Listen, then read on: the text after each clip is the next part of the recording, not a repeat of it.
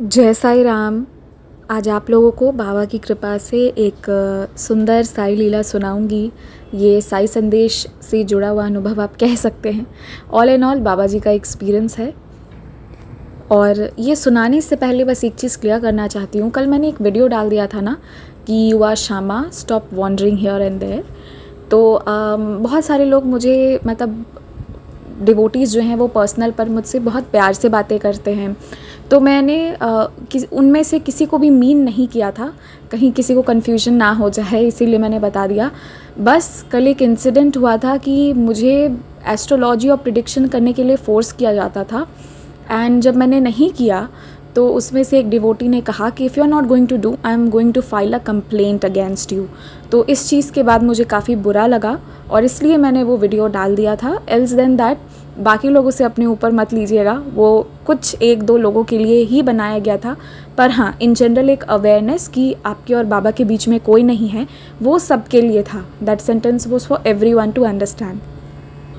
तो चलिए अब आज के एक्सपीरियंस पर आते हैं। बीत गई सो बात गई, मैंने भी बोला, मेरा मन भी हल्का हो गया। जिनको जो समझना था उन लोगों ने समझ भी ली।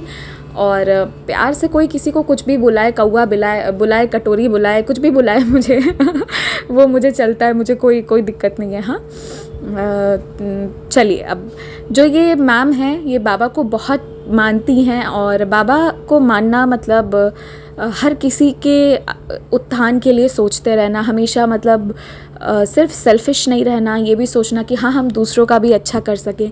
तो ये बाबा के बच्चों की एक कैरेक्टरिस्टिक होती है कि उनके मन में ये रहता है कि अगर मेरे पास 100 रुपये हैं तो उसमें से 10 रुपये बाबा को चढ़ा दूँ और 10 रुपये जो है उससे शायद किसी का पेट भर दूँ। ये कोशिश सबकी रहती है, जितने भी साईं भक्त हैं, जिनका जैसा भी इकोनॉमिक स्टेटस है। ये मैम जो हैं इनके घर के आसपास कंस्ट्रक्शन चल रहा होता था।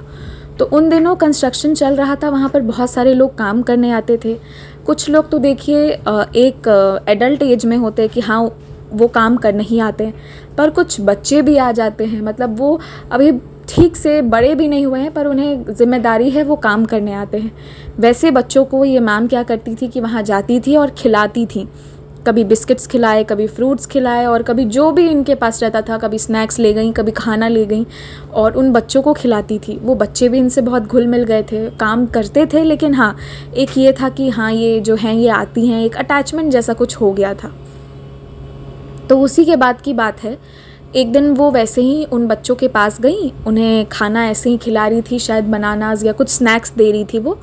उसी में से एक छोटा सा बच्चा आया दौड़ते हुए एंड वो बोला कि आंटी या दीदी, आई डोंट नो क्या एड्रेस किया होगा, जस्ट आई एम अज्यूमिंग। उन्होंने, उस बच्चे ने कहा कि प्लीज़ मुझे आप चप्पल दिला दो, मुझे हवाई चप्पल चाहिए, मेरी चप्पलें टूट गई हैं।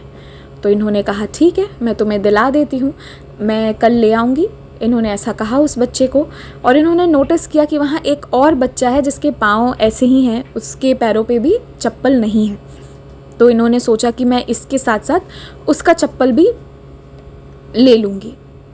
अब जब ये वापस घर गई उस दिन, इन्होंने सोचा कि हम नेक्स्ट डे शाम में जो है मैं चप्पल ले आऊँगी, 2 जोड़े चप्पल, और उन बच्चों को दे दूँगी।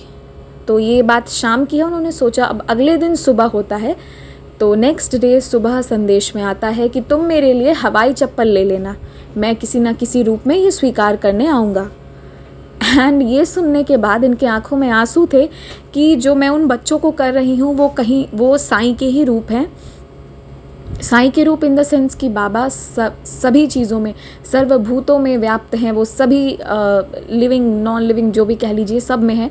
तो ये जो बाबा का सेवा इस सेंस में करती थी कि उन बच्चों को खिलाने जाती थी, तो वो वाली चीज़ जो है वो पूरी हुई। और बाबा का एक इनको एश्योरेंस मिल गया कि ये जो भी कर्म कर रही हैं उन बच्चों के लिए, तो बाबा का दिल जो है वो उससे खुश हो जा रहा है और बाबा का पेट भर जा रहा है उनके पेट भरने से। तो इसके बाद वो बहुत खुश हो गए और उन्होंने फिर उन बच्चों को ले जाकर चप्पल दिया। जब आप कुछ कर रहे हो और एग्जैक्टली वैसा ही कुछ कहीं से आ जाता है ना, हो सकता है वो सबके लिए हो, पर जब वो आ जाता है तो बहुत खुशी होती है कि हाँ मेरे लिए तो था ना, ये स्पेसिफिकली बाबा जी ने ये बात कही। तो इंसान के अंदर ना और वो मोटिवेशन आ जाता है कि वो और बूस्ट अप होकर वो काम कर पाता है। और कल मैं संदेश की बात कर रही थी तो मुझे बहुत लोग बोले कि आप प्लीज़ संदेश स्टॉप मत करना, तो मैं स्टॉप नहीं कर रही हूँ संदेश। बस एक दिल की बात कल बोल दी थी कि अगर मुझे संदेश कंक्लूड करना होता तो मैं यही बोलती कि इतने सारे संदेश के पीछे का उद्देश्य यही था, आप सबको समझाना कि हर क्षण हर पल बाबा आपके साथ हैं, चाहे आपके हिसाब से परिस्थिति आपके हिस्से की हो या आपके विपरीत हिस्से की हो, पर बाबा हर वक्त आपके साथ है। यही समझाना चाहती थी श्रद्धा एंड सबूरी, बस वही मैंने बोला। बहुत सारे लोगों का मैसेज आ गया था कि आप संदेश मत छोड़ना, तो इसीलिए मैंने कहा। और एक सर है, उन्होंने एक बहुत अच्छी बात कही कि ये जो संदेश हैं, क्योंकि बाबा हैं, हमारे बाबा हमेशा पॉजिटिव लोगों को प्रोत्साहित करते थे, तो उनके मैसेजेस भी पॉजिटिव होंगे। पर हाँ, ये संदेश कोई आकाशवाणी नहीं है कि वो एकदम से आसमान से आया और वो तुरंत आपके साथ हो जाए। अगर विश्वास है तो कुछ चीज़ें हो सकता है उस वक्त आपके लिए ना हो, बाद में शायद आपके लिए हो जाए। और ये भी हो सकता है कि कुछ चीज़ें ऑलरेडी हो चुकी हों, या ये भी हो सकता है कि कुछ चीज़ें बिल्कुल आपकी परिस्थिति के हिसाब से हैं। तो बस उन संदेशों से मोटिवेशन लेना है, हीलिंग लेना है, एनर्जी लेना है और आगे बढ़ते रहना है। हमेशा बाबा पे विश्वास रखना है, क्योंकि जो इनके शरण में आता है वो खाली हाथ कभी नहीं जाता। जय साई राम, स्टे ब्लेस्ड।